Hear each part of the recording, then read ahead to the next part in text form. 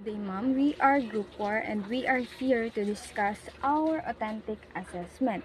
We construct our authentic assessment by basing on our chosen objective, which is to classify different weather instruments used to measure weather components, that is cognitive. And our direction for our authentic assessment is to match the weather instrument in column B with its corresponding function in measuring weather components in column A.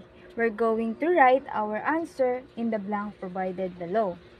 So, in column A, number 1, it says the measure of the air temperature. It measured the air temperature.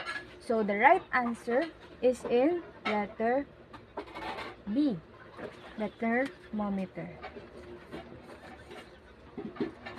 And number 2, measure the amount of rainfall. In column B, rain gauge is the weather instrument that used to measure the amount of rainfall. So, the correct answer is letter A. So for number 3, which is in the column A, it says that it measures wind direction. So the correct answer for number 3 is the wind vane. And for number 4, it says that it measures wind speed.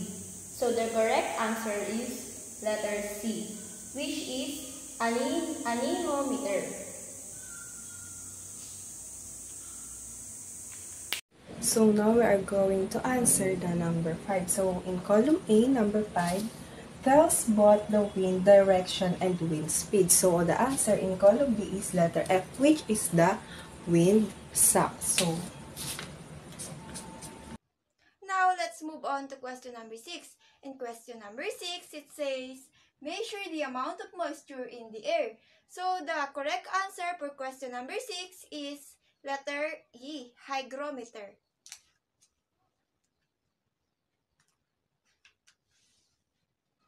In question number 7, it says, measure the air pressure in a certain environment.